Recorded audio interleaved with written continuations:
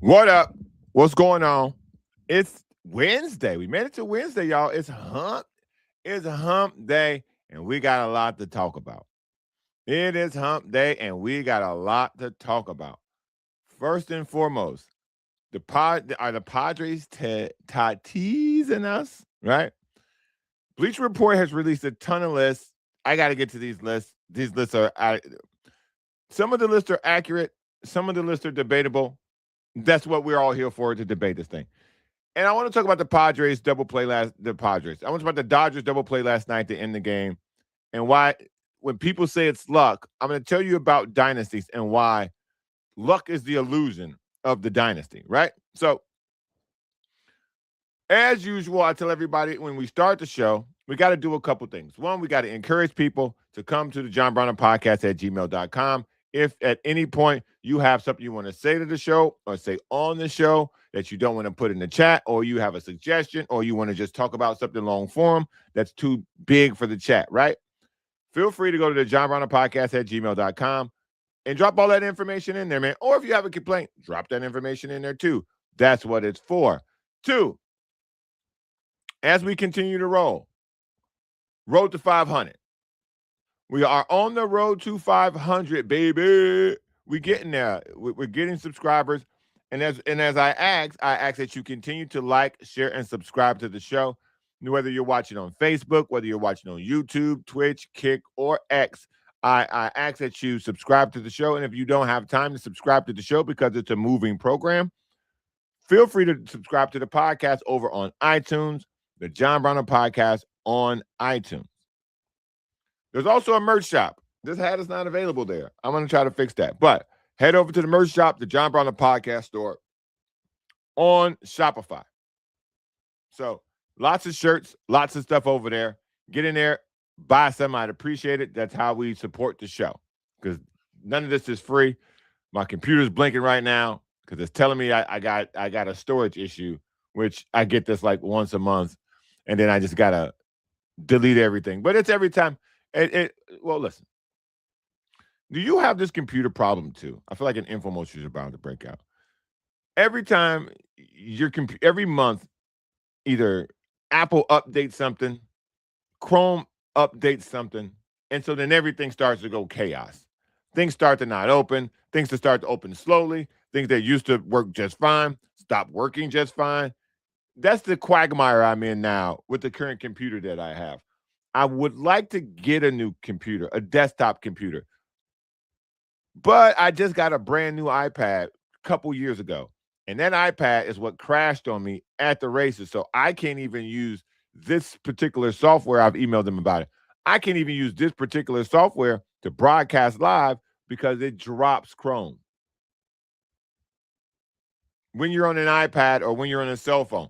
So there's so many things that are changing and forever doing something. It's really annoying. It's literally super, super annoying when you're trying to run a show. But as I say, we continue, we grind. Shout out to Raiders versus everyone. Shout out to Mexica. Shout out to Mexica. We are early in the chat pack, so we'll get there. But on the show, I've already talked to you guys about what I want was going to be on the show today. I talked to you guys about shopping at the shop. I talked to you guys about the email. I talked to you guys about subscribing. Let's get to what I want to talk about today. Let's get to what the show is going to be about. The TEASE. So yesterday, as true to formula that I discussed yesterday on the show, I said the Padres, the formula for where the Padres season has gone. In a 3-game series, they'll lose one game close, 7-8, 6-5, 4-3, 2-1, whatever the case may be. They'll win a game where they basically blow the other team out of the water. That was yesterday. And then they'll lose one game by some absurd number. 10-0, 7-1, 6-0. They lead the league in most games without scoring a run. So you go let that figure, whatever it is. Yesterday, Fernando Tatis Jr., Manny Machado hit 2 home runs. I think Jackson Merrill hit a home run. The Padres' power was on display yesterday against Atlanta, who somehow magically Atlanta's a very good baseball team, but the Padres have a lot of success against Atlanta's pitching, whether it be in Petco or apparently whether it be in Atlanta. So take that for whatever you want to take it for.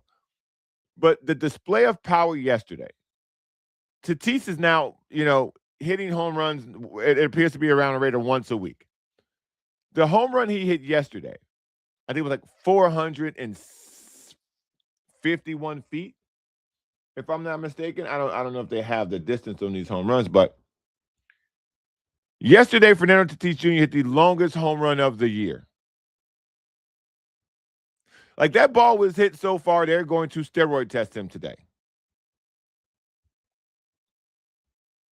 Like 473. Thank you, B. Tom. The home run was hit so far, you didn't even know, the cameraman didn't even know where to look. So where has this been for him? Because again, he's played the best of all the everyday players. He's been their best player so far this year outside of Mason Miller, who can only perform when he's given a chance. Fernando Tatis Jr. has had quote unquote power all season. The power has just never been elevated. There was articles written earlier in the season when he had 0 home runs that he was hitting the ball harder than anyone else in Major League Baseball. It just wasn't in the air. Last night was one of those balls that caught air that literally felt like it is still going. Like I said, he hit that home run so far, he's going to get drug tested today. That thing was a bomb. So the offensive output yesterday leaves me asking this question. Is it too late? Not for Tatis, because again, he's played well. Manny's 2 home runs. Merrill's home run. Is it too late for whatever we want to describe this as a power surge or however, whatever we're calling this? Whatever this is it too late? Because I think it is. I think it is because if you go to the standings, and if you go to the wild card standings, they're still behind one. Let's not count those. 1, 2, 3, 4. They're still 2 games behind 4 teams. Just an absolute bomb.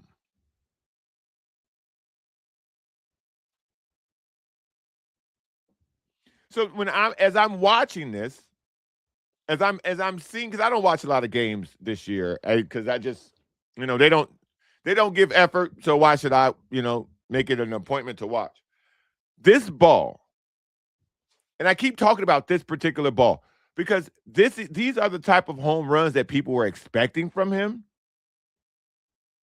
To now be getting them now, and to be getting the home runs as frequent as you're getting them now. Remember, he didn't have a home run for months and people were freaking out.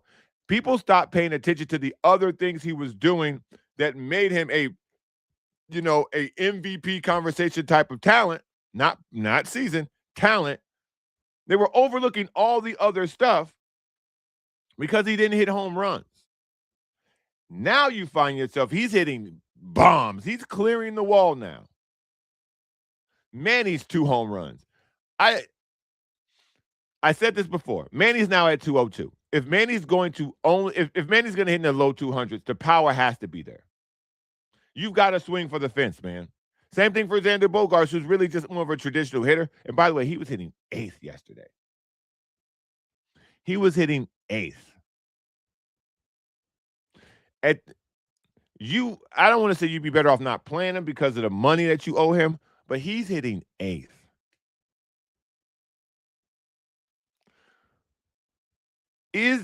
Is what we saw yesterday a tease? Is it a Tatis? Because I believe it is. Graham asked a funny question of, let's see how many runs they score today. 1, 0 probably. Somewhere in this, because I tell you, the formula exists. I've given you guys the formula on how the series tends to go for the Padres. They've already had the loss at a low-scoring game, 3-2. They did that. They had the offensive outburst yesterday, and today they're going to get smashed 15-1 or 11-2. They have a pattern in which the season has gone. Now, they've been very good against Atlanta. So maybe today you might see more. They might be 11-2 over Atlanta. And Atlanta may be happy for them to just, get the hell out of town. But when you're watching what is happening with the Padres this season, yesterday's game has happened a couple of times this year. And every time that game happens, we all as observers, some of us as fans, some of us who cover the team, we all have the same reaction. Is it now? Is it going to start happening now? That has been the question every single time. Is now the time? Will we now see the Padres make this crazy run where they, rattle off all these games, where they start scoring points, or the bats get hot? They're only 2 games out of the wild card. These conversations that you now have to have about whether or not they're going to be successful in the season, you get teased by games like last night. Again, Atlanta's a good team. Atlanta's got great foundation. They got great pitching, great organization. Somehow the Padres played great against them. So that's what gives you the hope. That's why you're looking at the Padres playing Atlanta and you're going, well, if this happens and this happens and this happens, they're 58-42. That's a good baseball team. And the Padres seem to demolish them. And only them. So it keeps me looking around going, so what's the problem? If you can only do, let me try to count this, because this is the one thing I forgot to do today. Let me try to count this. So they beat the Royals 19-2 after losing 6-1 and 7-6. They beat the Blue Jays 8-7 after losing 5-3. They beat the Diamondbacks 10-4 and then lost 3-1 after losing 8-0. They beat the Dodgers 5-2 after losing 12-7. Like they beat the Dodgers 7-1, then lost 15-3. And if we're going way back to the last time they played the Braves at Petco, they won 7-6, 1-0, and 5-2. That's literally the formula. Like that's how these games have gone. So I wasn't surprised by yesterday. I pretty much told you yesterday was going to happen. I just don't know in what order it's going to happen. But what are those 3 things that are going to happen? They're going to lose a low-scoring close game. There's going to be a game where they don't score at all. And there's going to be a game where they absolutely blow the roof off the other team. You got the first one already. Now you've gotten the second one. Now let's see the one when they don't score, which feels like it's going to be today. Last night was good to see. I don't know any other way to put that. Last night was very good to see. If you're a San Diego Padre fan, if you're an observer, if you cover them, if you talk about them, last night was the tease. But you want to see that there at some point, because even the person who is the most negative about the season, you can still look at the wild card, and that's why the wild card standing was created. You can still look at the wild card standing and go, still got a chance. If they wake up and if this happens and if this happens, if they trade for so-and-so, but they're not trading for anybody. They're not trading for anybody. We don't even know the situation with the owner.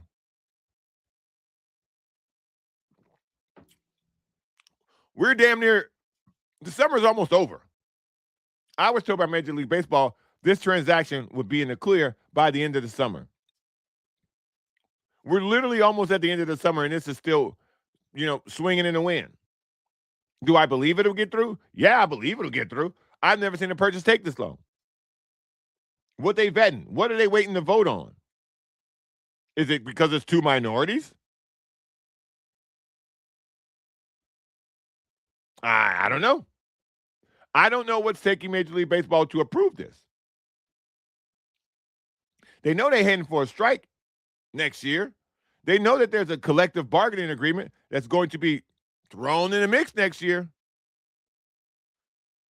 So you want to get that new owner money in and circulated. What's taking so long?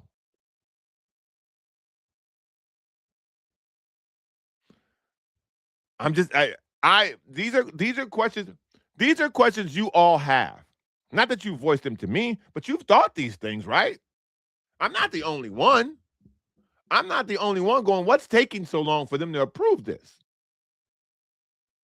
Are they afraid of these new owners? What are they seeing in these new owners that they're stringing this along? Because this feels like it's being strung along to the point where they're going to find a reason to not let it happen. This feels weird. Either you got the money or you don't. And it appears they have the money. Is baseball not taking their money? Which I find to be crazy because the team sold for pretty much $3 billion. I guarantee you, I guarantee you the people who currently own the Padres are like, yo, what's the deal?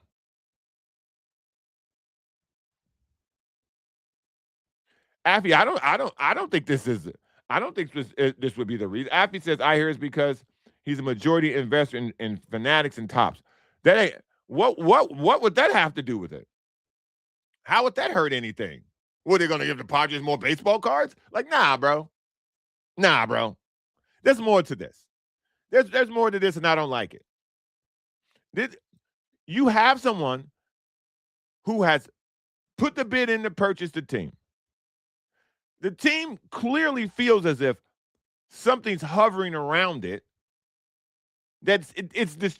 I wouldn't say it's a distraction per se, but it feels like there is something up in the air about this team that no one can just put their arms around. You have traditional guys playing way under their traditional numbers. Jackson Merrill, down year. Jay Cronenworth, I guess he's just down, period. But the year that the Padres have had, the inexcusable level of bats being just dormant. This feels like there's something in the mix. I look at this, and it just begs me to question if they purchased the team, if they put the bid in, and Major League Baseball accepted the bid, this is a conference call. You don't need everybody in the room eyeball to eyeball going, yay, yay, nay, yay, yay, I, present. You don't need. These people are rich. They got other stuff to do. This is a conference call. What's the holdup? Now, Affy says it's a conflict of interest because of Fanatics and Tops. I can almost guarantee you, because so many people own these teams, I can guarantee you there's a similar conflict of interest somewhere in the Dodgers organization.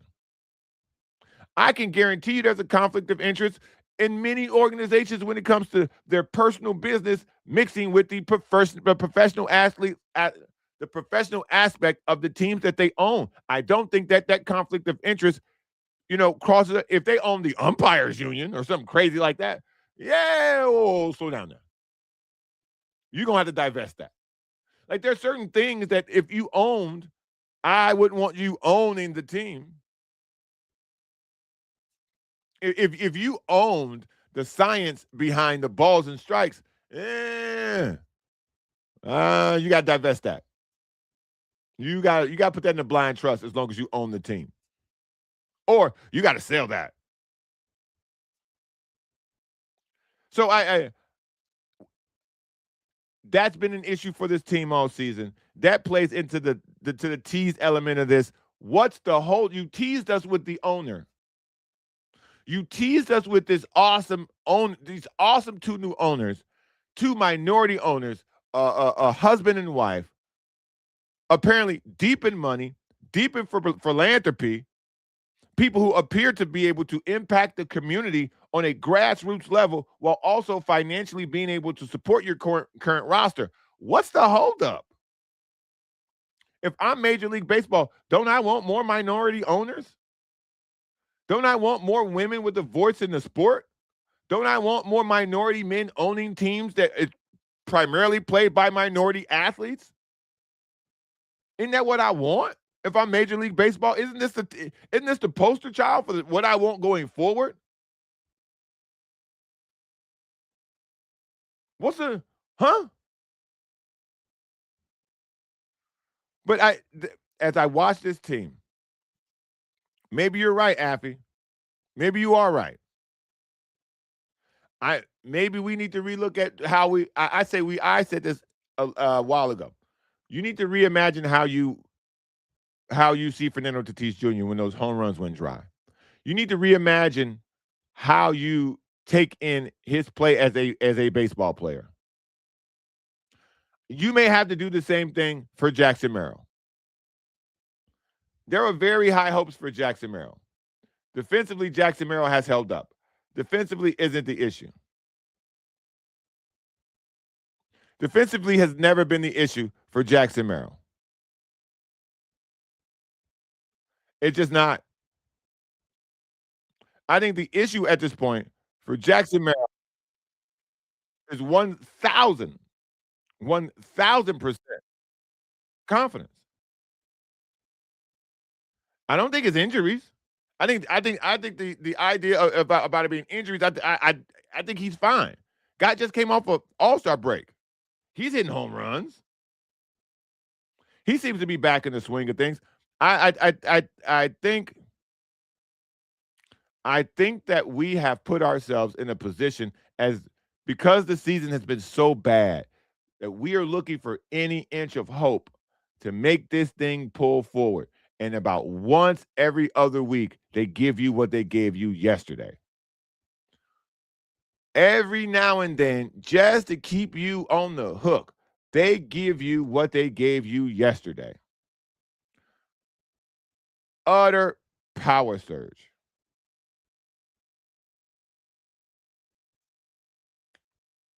I mean, like I said, every once in a while, they give you yesterday's game.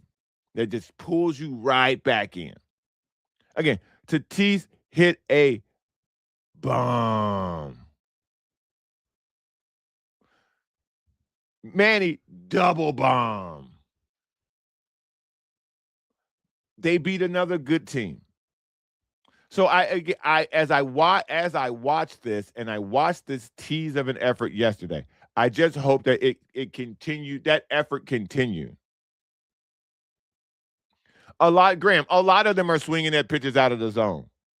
A lot of them are doing that. That's literally Manny's MO. That I've seen more bat swings from Manny Machado this year. And the year's not even over with. I've seen enough bat swings from Manny Machado to tell you that Tony Gwynn's never had that many bat swings in his life. Some of these swings that Manny has taken this year, I can guarantee you Tony Gwynn doesn't have a single one of those in the entirety of his career. So everybody's swinging at everything. I think that's just the way baseball's played now. So I don't know, man. I don't know.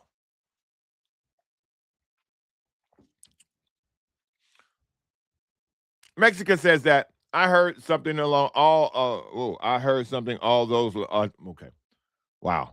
I heard something. I think he meant to say, or she meant to say, I heard something along those lines too, Affy, the Fanatics issue. Okay. So let me just address that. Okay. If the issue is their partnership with Fanatics or their ownership amount in Fanatics, they wouldn't have gotten to the point to purchase the team. See, when they're vetting you, these things get taken care of way before we hear about who wants to buy the team. You good, bro? You hear about these things way before you get a chance to purchase the team. That if there is a financial confliction at any point in there, at any point, if there is a financial confliction, that gets taken care of way before they say, okay, we'll give you $3 billion for it. That's it. That's it. So I don't believe that there are any financial now if they are saying that, then there tells me they have an issue with the people trying to purchase the team, and that goes back to what I was saying before. Are you trying to keep them out, or are you trying to stretch this as long as you can to find something wrong with this ownership group so that you can now get off the two people who are the head of this group? Because as baseball, you see this and you go, I don't know about this. Because she's going to own as much of the team as he is. Is this one of those conversations? I would hope not, because all money is green. Like I tell people all the time, in this country, we don't have a race issue. We have a class issue. There are black people and white people, Mexican people, Asian people, Filipino people, you Indians, all poor. They're all shades of color, shit poor. This country has a class issue. We have a haves and have-nots issue. The middle class is pretty much gone. The middle class in America is pretty much evaporated. So this isn't about color. I think this is about haves and have-nots. So I would hope that this issue of them getting approved has nothing to do with that. Because they got the money. All money spends. All money, they say all money ain't good money. Shit, yes it is. Yes, it is. That's me. That's just what I apply to. All money spends. They don't spend it with you, they go spend it with somebody else. So if you offer a service that they need, take that money. Take that money. The moral high ground is lonely. What up, Aztec? The moral high ground is lonely. You know, I'm just a messenger. As always, man, like, subscribe, and share. Like, subscribe, and share. I'm John Brown. This is the John Brown Podcast. We do this here Monday through Friday at 10 a.m. till about 11 or whenever, I feel like we've covered enough topics. You can always feel free to jump in the chat pack and share your thoughts. Let's hit some of these. Super says, stop it. Tony also doesn't have the slug swing that Manny ever had. Well, yeah, that's true. And nobody's arguing that ever. Two totally different kind of players. What did Tony carry the Padres with the slap hitting? Soup, bro. What I'm saying is Manny's swings have been embarrassing. You know this to be true. I compared it as to say he's had more bad swings this season alone than Tony Gwynn's had in his career. Some of Manny Machado's at-bats are atrocious this season. You know that. You know that. So this idea that, where did Tony Gwynn take them with the slap swings? Where has Manny taken them with the shit swings?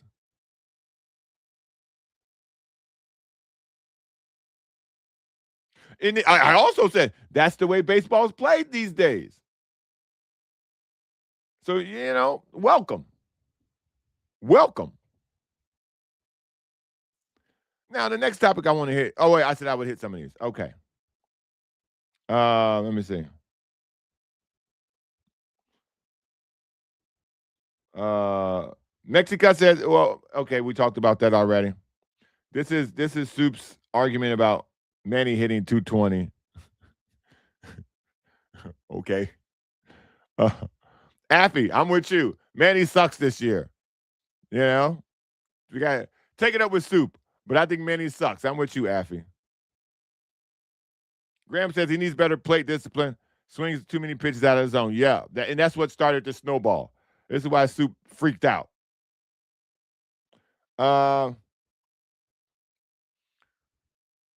Mexico says MLB owners, one or several, have an issue with the new ownership. I believe you. There's no reason. What up, Tito? There's no reason for this. There's no reason for this to have taken this long. There's no reason. There's absolute no reason for this to have for this approval of the sale has taken so long. Well, Graham says, again, because we talking to the chat pack, Graham says, I was talking about Merrill in that comment. Yeah, but that applies to Manny. I think that applies more to Manny than it applies to Merrill. They Brown.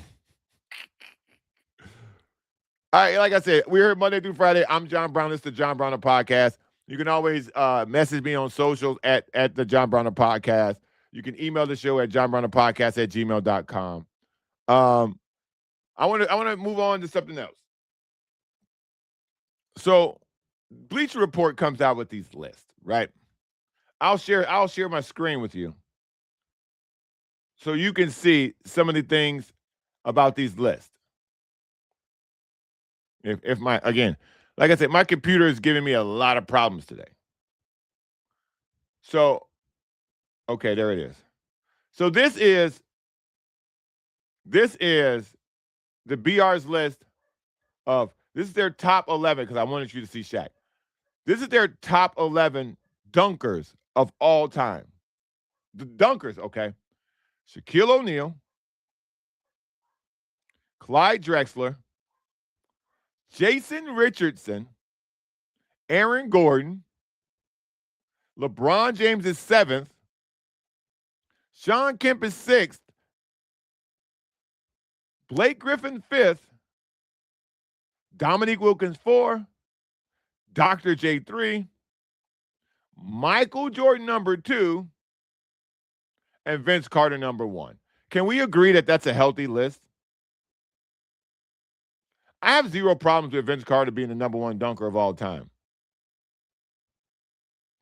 I legit have no issue with that whatsoever.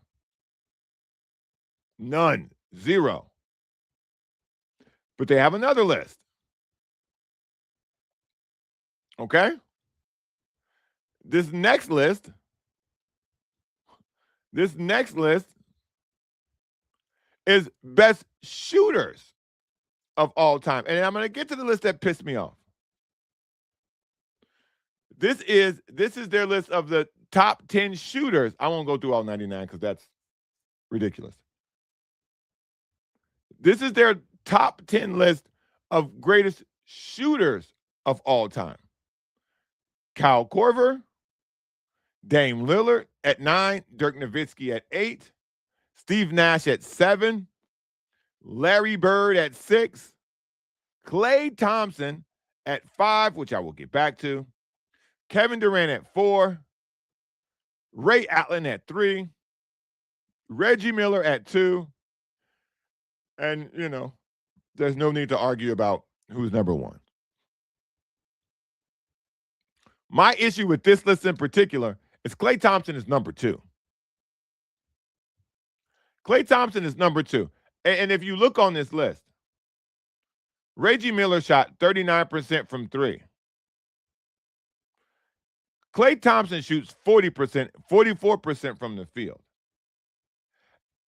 Klay Thompson's ability to shoot alongside Steph Curry literally became the most unguardable force, in which they literally said shooters could never win an NBA championship. Small guys could never win NBA championships. Steph Curry and Klay Thompson shot their way to an NBA championship.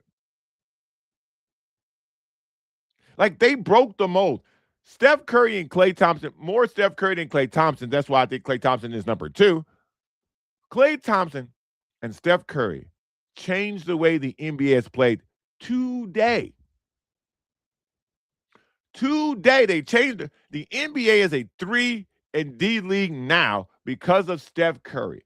They will tell you it's the nerds and threes more than two, but people now believe threes more than two on a basketball court because of Steph Curry. He literally changed the way everyone plays the game from every level of basketball. Every level of basketball is changed because of Steph Curry, followed by Klay Thompson. The fact that they put Reggie Miller ahead of him, okay. I think Klay Thompson's a better shooter than Ray Allen. I know he's a better shooter than Kevin Durant. Kevin Durant's a scorer. The fact that Kevin Durant for his career shoots 50% is kind of wild, by the way. Kevin Durant is almost a 50, 40, 90, 50% from the field, 40% from three, and 88%. So 50, 40, 90. That's crazy. That is utterly insane that Kevin Durant's scoring efficiency at 50, 40, 90. Of everybody in the top 10, Kevin Durant is the only one that is close to 50, 40, 90. Steph Curry's 47%. But 42% as a three-point shooter is also bananas. Yes, Merck, we already talked about the Padres. We called it the TEASE. You missed it. We talked about the ownership. We talked about a lot about the Padres. We went on for the Padres about 30 minutes. Rewind the show, big fella. Rewind the show. You'll get it. You can comment too. People will still argue with you. So yeah. But the list that got under my skin. The list that got under my skin was their top 99 defenders of all time. This got me really pissed. And it got me really pissed. And I don't know if we're going to start at number 10. Because the person at number 10, I don't think belongs in the top 20. I don't think the person at number 10 deserves to be at number 10. Hold on, let me cuz I'm going to start at number 10. At number 10 of best defenders of all time, Bleacher Report had Draymond Green. Bleacher Report has Draymond Green as a top 10 defender of all time. That's better than, and I'm going to go backwards for a little bit. That's better than David Robinson. That's better than Kawhi Leonard. That's better than Dwight Howard. That's better than Gary Payton. That's better than Michael fucking Jordan. So you're going to tell me that Draymond Green is a better defender than Michael Jordan, than Gary Payton, Dwight Howard, Kawhi Leonard, and David Robinson. And this is before you get into statistics about Defensive Player of the Year awards and all these other things, which he only has one of, by the way. Kawhi's got 2 Defensive Player of the Years. Dwight's got 3. Gary Payton's got 1, and we know Jordan's got 1. But Jordan got 10 top 10 finishes as Defensive Player of the Year. And as we continue to scroll down this list, Rudy Gobert, Scottie Pippen is number 8, which I totally agree with. He's top 10. Dennis Rodman should be number 1. Now, I'll show you number 1. It's Dikembe is 6. Ben Wallace is 5. Hakeem's 4. Tim Duncan, number 3 was Kevin Garnett. Kevin Garnett's 3. Tim Duncan's number 2. And Bill Russell's number 1.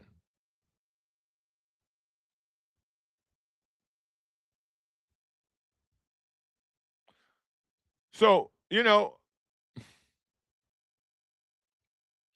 That I find fault at this list in a couple of places. But the number one place I find fault at this list. What is that? What?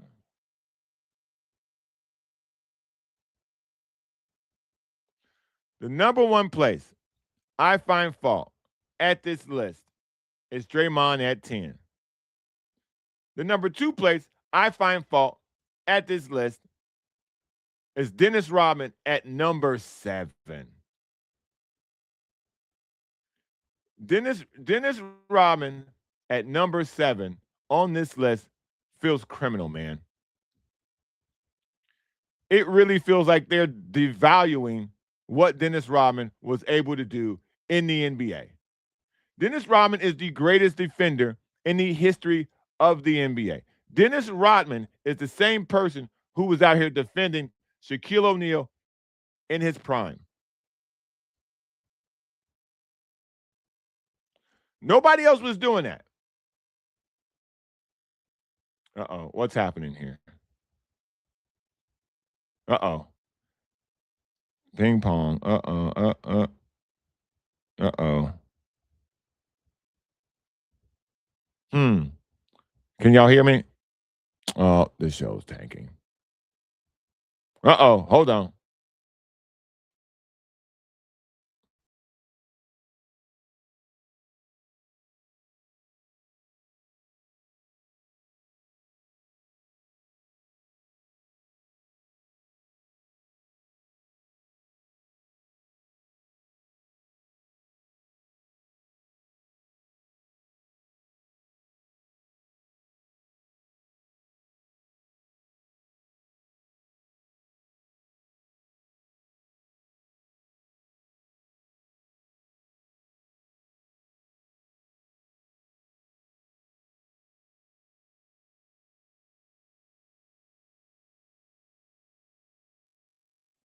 My bad, y'all.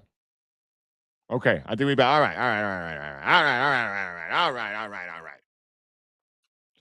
If y'all are just joining the show, I told y'all I had some computer problems. I told you. Okay, so if y'all can hear me, I couldn't hear me. I couldn't see me. So therefore, my bad. I told y'all before, I'm having some computer issues. So every month, I have either an issue with an update on my computer. By the way, this desktop's 5 years old. It's a Mac. It should be fine. It constantly isn't. So either there's always an update on the computer or there's an update on the Chrome.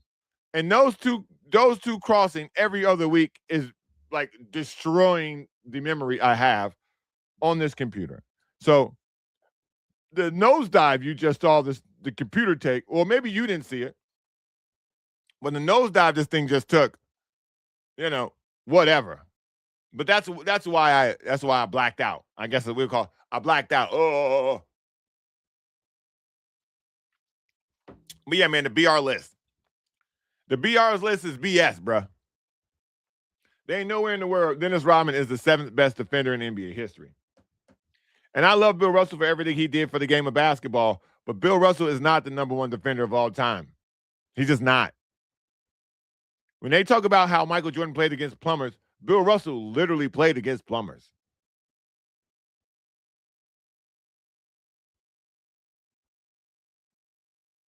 Yeah, I may have to look at changing this computer. I don't want to do that. I really don't want to do that because that's a massive purchase because I try to get the best. And at the time I bought this thing, it was the best. I'm saying that because Affy's suggestion is the HP Victus is a good gaming computer and great for streaming at a good price. The problem is I don't really like HP. I have to do this show, I have to go through a lot of websites. And the Apple product works 100% when it comes to viruses. Nothing gets in, nothing gets out. I've never had a viral issue at all. I've never had a corruption issue at all with any of my Apple products when it comes to things I use for work. Every Dell, every HP, every Microsoft piece of equipment that I've ever had to use as a standalone equipment for work has been corrupted by something. And so one of the things I've always said, when I do business for myself, I will only work in Apple products because of that reason. But the other side of that is they update everything every fucking 3 weeks, it feels like. So now I'm stuck with this. I'll figure it out. Just like I just jumped out, came right back in.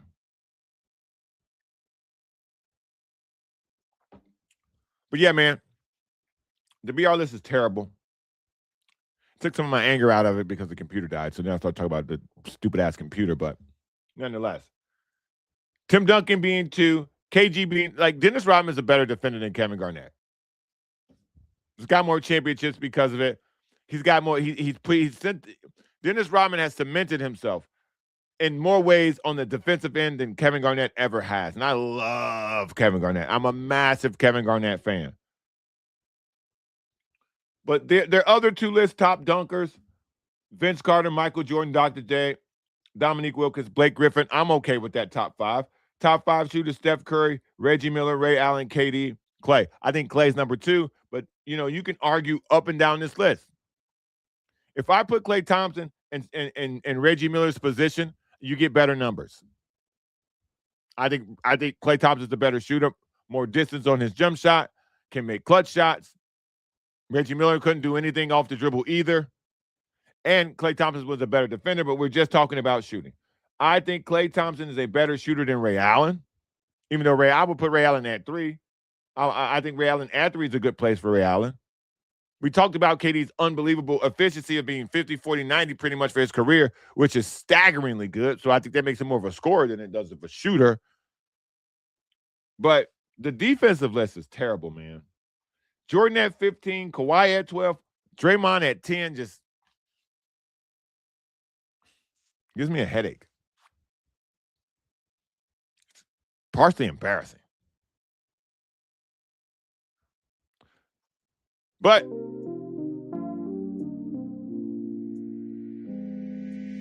by the way, another small side conversation. Because of the shed now, I got bugs in here.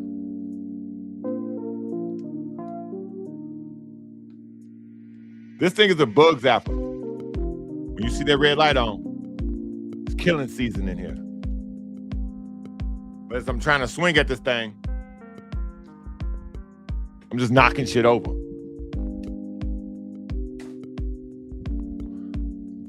Shout out to everybody who came to the show today. It's a weird way to end the show, man. I'm sorry. A lot went sideways at the end of the show. That's what we're here for, man. Shout out to everybody who listened to the show today. Love and appreciate y'all. I'll be back tomorrow.